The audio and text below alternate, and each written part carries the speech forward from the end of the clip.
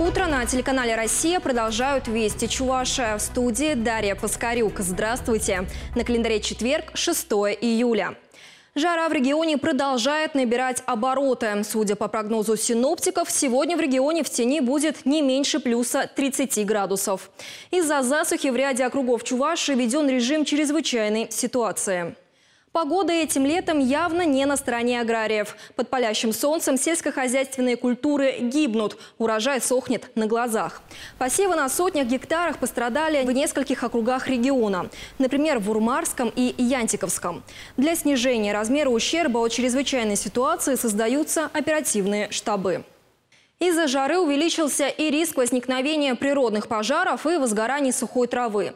По последним данным, в двух округах Чувашии, Янтиковском и Яльчикском, объявлен наивысший 5-й класс пожарной опасности. Главное управление МЧС России по Чувашской республике просит вас соблюдать правила пожарной безопасности и безопасность людей на водных объектах. И напоминает, что на территории республики действует особый противопожарный режим. В период с 1 по 20 июля введен запрет на посещение лесов республики. Духота и зной негативно сказываются и на здоровье людей. Например, в жару в несколько раз возрастает риск инфарктов и инсультов. За минувшую неделю служба скорой помощи приняла более 5500 звонков от жителей Чувашии. 130 раз медики выезжали к пациентам с кардиологическими нарушениями. Очень важно вовремя заподозрить инсульт. Первые признаки – внезапная головная боль, ухудшение координации движений, нарушение речи и асимметрия лица. Если вы стали свидетелем проявления этого заболевания, нужно немедленно вызывать скорую помощь. Если промедлить первые 4 часа, то эффективность лечения снизится и возрастет риск летального исхода. В преддверии Всероссийского дня семьи, любви и верности медали за любовь и верность получили 3 семьи из Вурнарского округа, которые уже несколько десятков лет живут душа в душу. Валерий и Марина Шумиловы вместе уже 38 лет. Оба трудятся в сельском хозяйстве. Воспитали 3 детей. Старший пошел по стопам родителей и стал агрономом. Дочь работает в МФЦ, а младший служит в рядах российской армии. Супруги утверждают, никакого секрета сохранения крепкого брака у них нет. Просто нужно относиться друг к другу с любовью и уважением.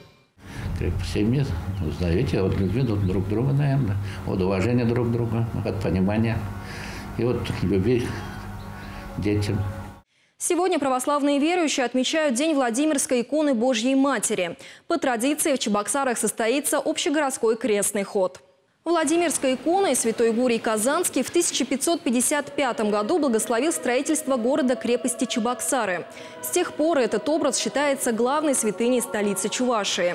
Икона хранится в иконостасе Веденского собора. Ежегодно совершается крестный ход, посвященный этой иконе. Традицию чебоксарцы заложили еще в XIX веке и возродили в XXI. Сегодня крестный ход начнется ориентировочно в 9:30 утра и пройдет от Веденского собора по набережной залива до Спасо-Преображенского монастыря.